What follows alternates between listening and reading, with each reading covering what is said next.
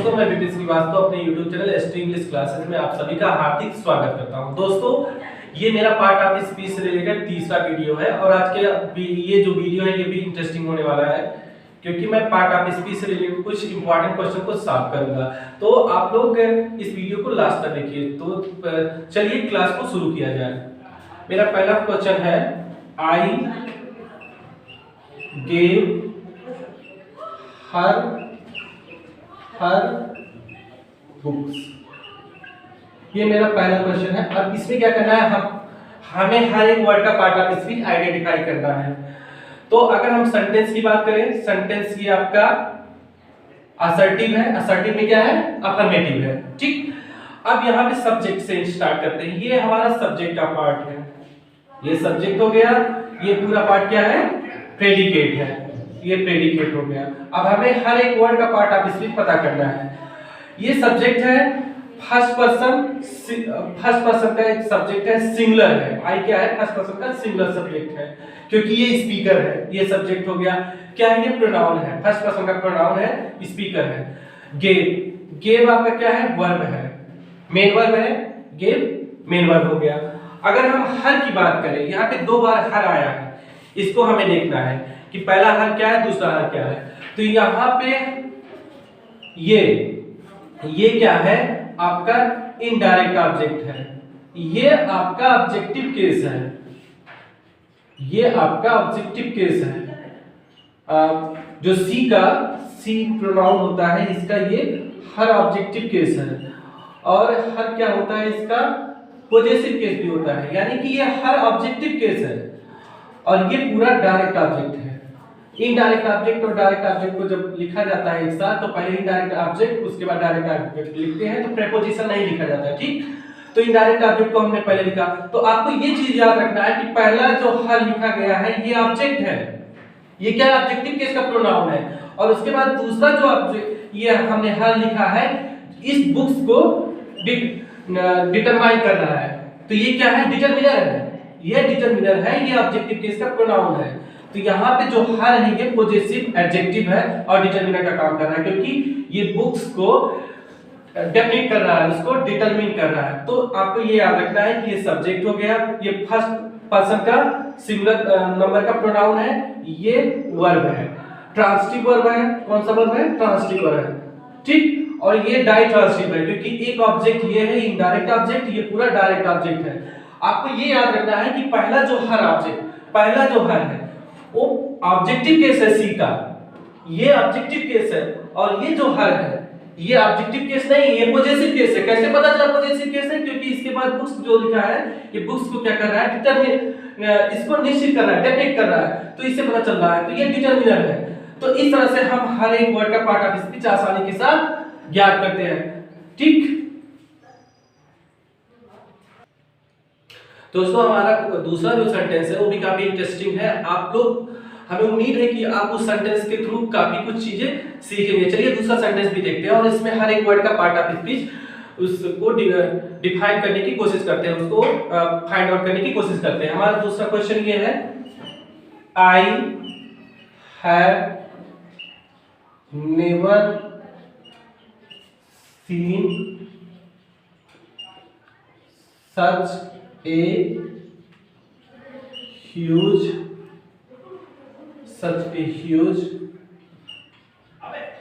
snake before।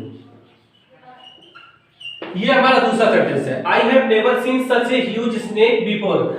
इसका जो हिंदी अर्थ होगा ये होगा कि मैंने आज तक इससे पहले इतना बड़ा सांप नहीं देखा है। इसका हिंदी अर्थ हो गया। तो इसमें हम क्या करेंगे कि हर एक वर्ड का पार्ट ऑफ स्पीच को फाइंड आउट करने की कोशिश करेंगे, क्योंकि पार्ट ऑफ स्पीच अगर आपको पता रहेगा तो जाहिर सी बात है वो सेंटेंस आपके लिए बहुत ही आसान हो जाएगा। आप उसमें हर एक वर्ड का ग्रामेटिकल जो नेचर होता है हर एक वर्ड का, उसको आप आसानी के साथ पहचान ले जाएंगे।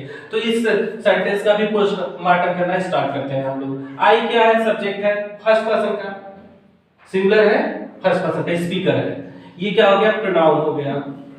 क्या हो गया, प्रोनाउन।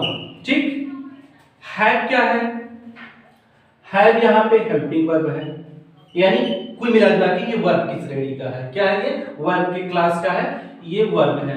नेवर क्या है, adverb adverb of frequency, frequency यानी कोई चीज कितनी बार हो रहा है, ऑलवेज, नेवर, एवर, सेल्डम, ये सब क्या होते हैं, एडवर्ब ऑफ फ्रीक्वेंसी होते हैं, जो बताता है कि कोई चीज कितनी बार होता है। जैसे मैं लिख दे रहा हूं, ऑलवेज हो गया आपका, नेवर हो गया,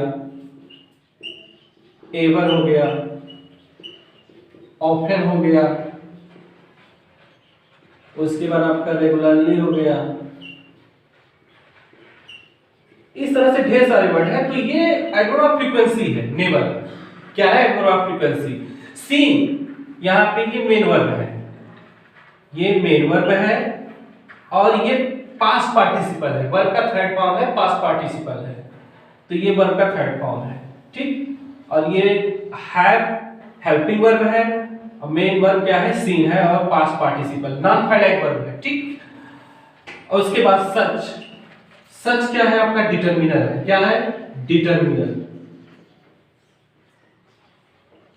ठीक। ए क्या है आपका, आर्टिकल है।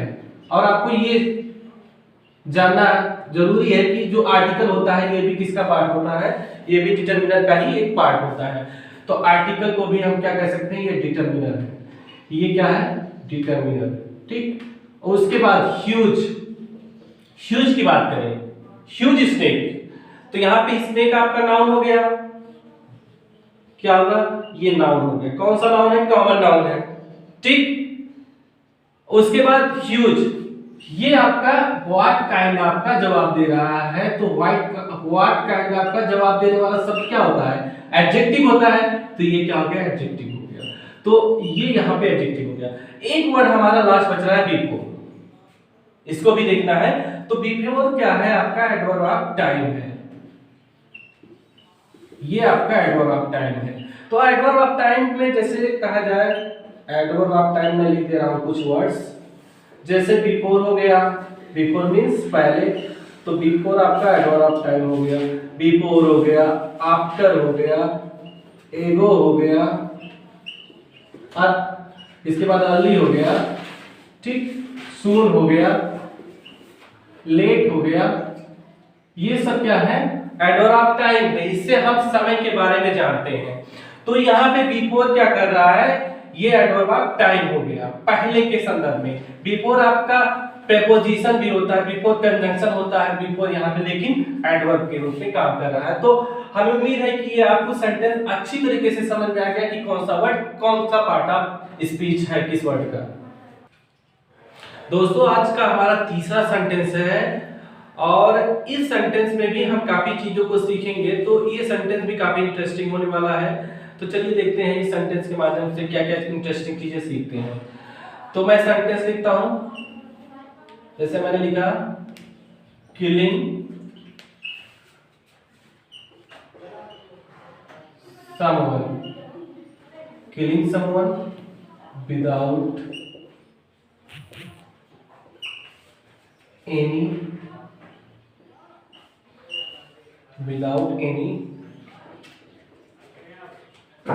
evident reason is a heinous crime। ये सेंटेंस है मेरा, क्या सेंटेंस है, किलिंग समवन, किसी को मारना, without any evident reason is a heinous crime, ठीक। किसी को बिना किसी कारण के मारना क्या है, एक जघन्य अपराध। सेंटेंस का मीनिंग ये हो गया। अब हम क्या करेंगे, इस सेंटेंस का पूरा पोस्टमार्टम करेंगे, हर एक वर्ड का part of speech find out करने की कोशिश करेंगे। तो चलिए स्टार्ट करते हैं।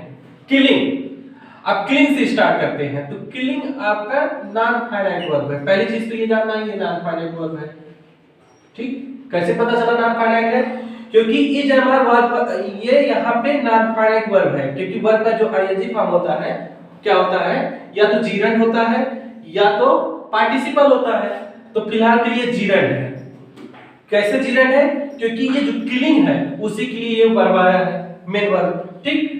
अब किलिंग क्या है, नॉन फाइनाइट वर्ब है, और ये क्या है, जीरंड है। क्या है ये, जीरंड नाउन है। कौन सा नाउन होता है, इसको जीरंड को क्या बोलते हैं,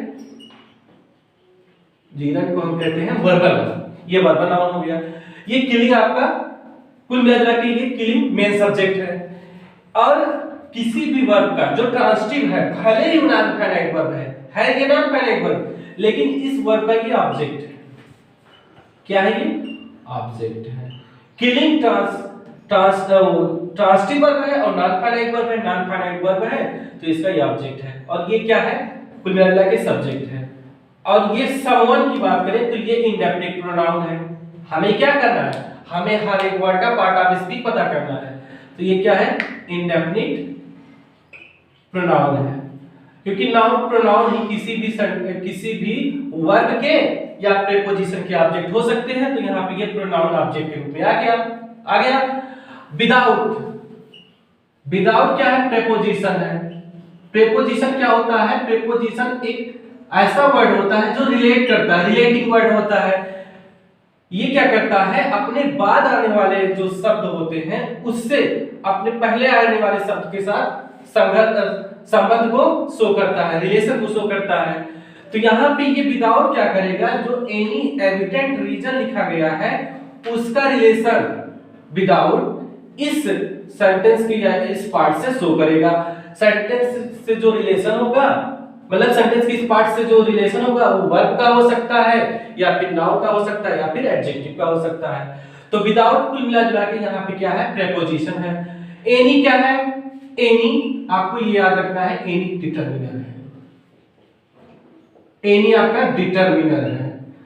एनी एक ऐसा डिटरमिनर है जिसका प्रयोग हम सिंगुलर काउंटेबल नाउन और उसके बाद सिंगुलर काउंटेबल नाउन और उसके बाद प्लूरल नाउन के साथ भी करते हैं, ठीक है। और उसके बाद तो हमारा एनी क्या है? डिटरमिनर है। एनी का प्रयोग singular countable noun, plural countable noun के साथ करते हैं और अनकाउंटेबल नाउन के साथ करते हैं। ये डिटरमिनर ऐसा है। एविडेंट आपका एडजेक्टिव है, ये एडजेक्टिव है। यहाँ पे ये डिटरमिनर है, यहाँ भी एडजेक्टिव है। कहीं पर भी ईएनटी सफिक्स के रूप में दिखाई दे तो आप जान जाओ मैक्सिमम केस में क्या होता है? एडजेक्टिव होता है। जैसे प्रोमिनेंट हो गया, कॉन्फिडेंट हो गया, ठीक है। इस तरह से आपको याद रखना है। रीजन आपका नाउन है, रीजन नाउन है, ठीक। इस क्या है? इज यहाँ पे मेन वर्ब है। इस किलिंग सब्जेक्ट के लिए मेन वर्ब यहाँ पे आया है। ये मेन वर्ब है यानी फाइनाइट वर्ब है। ए क्या है? आपका आर्टिकल है। आर्टिकल को मैंने बताया ए एन जो होता है, आपको ये याद रखना है। ए एन ये आपका क्या होता है? इंडेफिनिट आर्टिकल, इंडेफिनिट आर्टिकल, ठीक। ए एन आपका वन का वीकर फॉर्म होता है। किसका? वन का वीकर फॉर्म, वन का वीकर फॉर्म। और ये क्या होता है? ये भी डिटरमिनर ही होता है। ए एन आपका डिटरमिनर होता है, वीकर फॉर्म होता है, ठीक। हीनस ओएस कहीं पर भी दिखाई दे आप जान जाइए क्यों क्या है? एडजेक्टिव है। क्या है? एडजेक्टिव है। बहुत से वर्ड हैं जैसे डेंजरस हो गया, स्क्रूपुलस हो गया, ठीक है। उसके बाद कॉन्स्पिकस हो गया। तो ये सब वर्ड क्या है? एडजेक्टिव है। ओएस कहीं पर भी आपको सफिक्स के रूप में दिखाई दे आप तुरंत क्या पहचानोगे उस वर्ड को? क्यों क्या है? एडजेक्टिव है। और क्राइम क्या है? आपका नाउन है। ये क्या है? नाउन है। ये क्या है? एडजेक्टिव है। तो हमें ये पूर्ण विश्वास है, पूरा ये उम्मीद है कि आपको ये सेंटेंस का जो मैंने हर एक वर्ड का पार्ट ऑफ स्पीच बताया है वो आपको अच्छे से समझ में आया होगा। दोस्तों आज के सेशन का हमारा आखिरी जो सेंटेंस है वो भी बहुत इंपॉर्टेंट है। तो चलिए देखते हैं वो सेंटेंस क्या है और उस सेंटेंस में जो भी वर्ड आएंगे उनके पार्ट ऑफ स्पीच को जानने की कोशिश करते हैं। हमारा अगला सेंटेंस है, जैसे मैं एक सेंटेंस लिखूं, I do not know what you said yesterday. ये एक सेंटेंस है कि मैं नहीं जानता हूं कि जो तुमने कल कहा, जो कुछ तुमने कहा उसके बारे में मैं नहीं जानता हूं। तो इसमें क्या करना है, हमें हर एक वर्ड का पार्ट ऑफ स्पीच आइडेंटिफाई करना है। तो चलिए देखते हैं। आई सब्जेक्ट है, ठीक। डू यहाँ पे क्या है, हेल्पिंग वर्ब है। क्या है ये, हेल्पिंग वर्ब है। आई आपका प्रोनाउन है, फर्स्ट पर्सन का प्रोनाउन है, फर्स्ट पर्सन का सिंगुलर नंबर का है, ये स्पीकर है तो फर्स्ट पर्सन हो गया। नॉट आपका एडवर्ब है, ये एडवर्ब ऑफ निगेशन है। नॉट का प्रयोग जब हम करते हैं तो ये पूरे सेंटेंस को नेगेटिव बना देता है, तो ये पूरा सेंटेंस नेगेटिव हो गया। जैसे मैं कहूं कि I know what you said yesterday, तो इसका मतलब पॉजिटिव है कि मैं जानता हूं जो आपने कल कहा था। लेकिन अगर नॉट लगा दे रहा हूं तो सेंटेंस पूरा क्या हो जा रहा है, नेगेटिव हो जा रहा है। तो ये एडवर्ब ऑफ निगेशन है, यानी नॉट को आपको ये जानना है कि ये एडवर्ब है।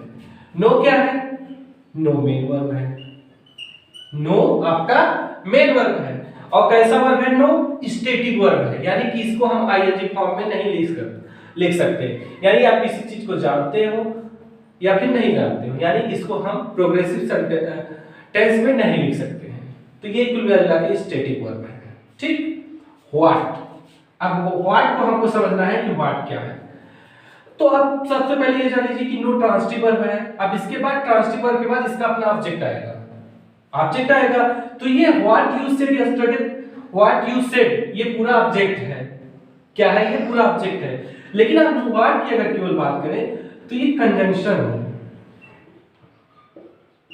ये कंजंक्शन है। और दूसरा काम इसका ये है, व्हाट यहाँ पे कंजंक्शन है और व्हाट यहाँ पे सेड वर्ब का ऑब्जेक्ट भी है। व्हाट यहाँ पे सेड वर्ब का ऑब्जेक्ट भी है। व्हाट जब कंजंक्शन के रूप में काम करता है तो ये आपका ऑब्जेक्ट भी बनता है। तो यहाँ पे व्हाट ऑब्जेक्ट है, ये कंजंक्शन भी है और इस वर्ब का ऑब्जेक्ट भी है। तो व्हाट कंजंक्शन है और इस वर्ब का ऑब्जेक्ट है। यू क्या है, यू यहाँ पे सेकंड पर्सन का प्रोनाउन है, सेकंड पर्सन का यानी स्पीकर है, सॉरी लिसनर है। सेकंड पर्सन का प्रोनाउन है, ये प्रोनाउन है। तो ये क्या है, लिसनर है। सुनने वाला जो होता है हमेशा वो सेकंड पर्सन का प्रोनाउन होता है। यू सिंगुलर प्लूरल दोनों होता है, इस चीज को आपको याद रखना है। सेड क्या है, ये जो पूरा क्लास लिखा गया है व्हाट यू सेड, उसका ये वर्ब है। और व्हाट मैंने बताया कि इस सेड वर्ब का ऑब्जेक्ट भी है और कंजंक्शन भी है, ठीक। क्योंकि हम जानते हैं भी है कि कोई भी क्लास हम बिना कंजंक्शन के नहीं लिख सकते। तो यहाँ पे व्हाट कंजंक्शन है और ये ऑब्जेक्ट भी है। यस्टरडे क्या है, ये एडवर्ब ऑफ टाइम है, ये पास्ट के समय को डिनोट करता है। तो इस तरह से हम हर एक वर्ड का पार्ट ऑफ स्पीच आसानी के साथ पता करते हैं। फिर से मैं बता दूं, आई सब्जेक्ट है, फर्स्ट पर्सन का सिंगुलर सब्जेक्ट है, ठीक है। डू क्या है, हेल्पिंग वर्ब है, ये प्रेजेंट इंडेफिनिट टेंस है, ठीक है। ये हेल्पिंग वर्ब है, आई के साथ डू लगेगा क्योंकि ये फर्स्ट पर्सन का सब्जेक्ट है। थर्ड पर्सन सिंगुलर के साथ हम डज लगाते हैं, तो ये थर्ड पर्सन तो है नहीं। नॉट क्या है, एडवर्ब ऑफ निगेशन है, ये इसका प्रयोग तब करते हैं जब सेंटेंस को पूरा निगेट करना होता है, पूरा नेगेटिव बनाना होता है। नो क्या है, मेन वर्ब है, इसका प्रयोग मेन वर्ब की तरह किया गया, इसका प्रयोग मेन वर्ब की तरह किया गया है। और ये स्टेटिक वर्ब है, व्हाट कंजंक्शन भी है और सेड वर्ब का ऑब्जेक्ट भी है। क्योंकि व्हाट जब कंजंक्शन के रूप में होता है तो ये या तो प्रीपोजिशन का ऑब्जेक्ट होता है या फिर वर्ब का ऑब्जेक्ट होता है। यू क्या है, सब्जेक्ट है, यू का ये यू वर्ब का ये यू जो सब्जेक्ट है इसका मेन वर्ब सेड है, यानी मेन वर्ब यहाँ पे सेड है। यस्टरडे क्या है, एडवर्ब ऑफ टाइम है। तो इस तरह से हम हर एक वर्ड का पार्ट ऑफ स्पीच पता कर लेते हैं। दोस्तों अगर आपको ये वीडियो अच्छा लगा हो तो लाइक शेयर और सब्सक्राइब जरूर करिए। Thank you so much for watching my this video. आप लोगों का बहुत बहुत धन्यवाद।